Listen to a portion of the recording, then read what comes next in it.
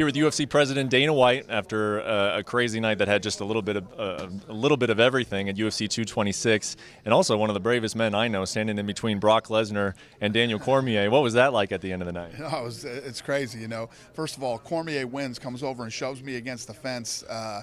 Then I got Brock in there, and these two are going at it. I had Ngannou and actually the Ngannou and Derek Lewis weigh-in was more exciting than the fight, actually, and there was more contact. But yeah, it all ended well. It was a great weekend. You know, a lot of people are going to be out there saying that the UFC knew this was going to happen. You know, they knew Brock was going to get in there. They knew that DC was going to call him out. They're going to be shoving around. Did you guys know this was going to happen? No, we didn't know that. Brock showed up tonight, and Brock said, "I want to fight the winner." And he said, "Sorry, I went dark on you, but I had some shit I needed to take care of and handle." Let me do that again. Talking to ESPN.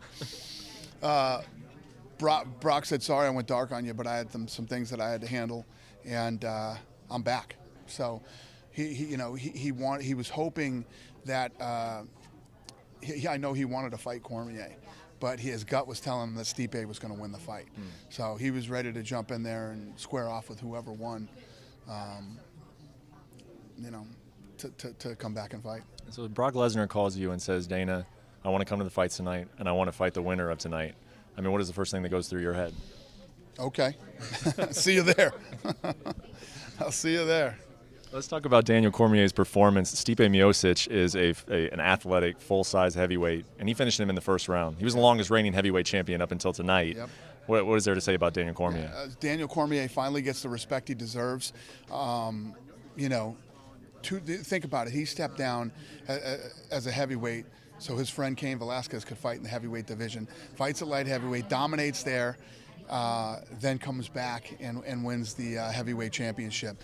He's one of the greatest of all time, and I think he's finally going to get the respect he deserves. Yeah, and he's going to get a big fight, obviously, with Brock Lesnar, because that fight is happening, correct? What needs to happen in order before that fight can happen?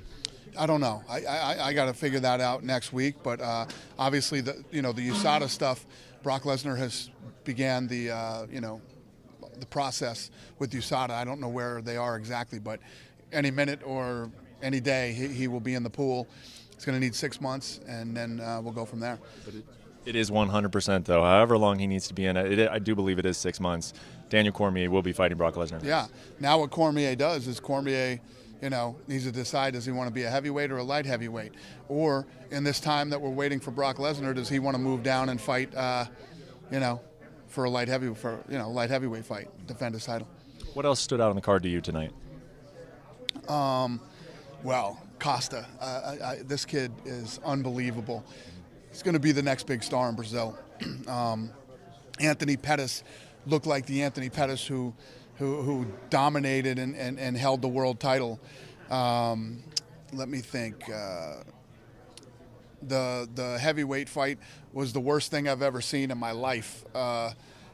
Everybody expected these two big heavyweights that can knock you out to go in there and start dropping bombs. They threw nothing. I think it was the second least punches ever thrown in UFC history in a fight. So that was those were the standouts in my head right off the top of my head. Sure. And I know you don't make fights and obviously Khalil Roundtree. Wow. Amazing. Yeah. First round knockout of Gokhan Saki. Yeah. And I know you don't make fights on the night of the fight, but technically Israel Adesanya fought last night, and he looks like a budding star as well, middleweight prospect. Israel Adesanya. Who is next for him since, technically he didn't fight tonight? Those are all things that we have to work out this week, but yes, you are dead on. Kid looked like a star. He's unbelievable. That was his first, top 10 opponent. So it was the perfect fight for him. 5 rounds with a real tough, durable guy in the top 10. Now we move him up to somebody different and see that kid continue to grow. And I think he has what it takes. He reminds me of a cross between Anderson Silva and John Jones. Appreciate it, Dana. Congrats on a good night. All right.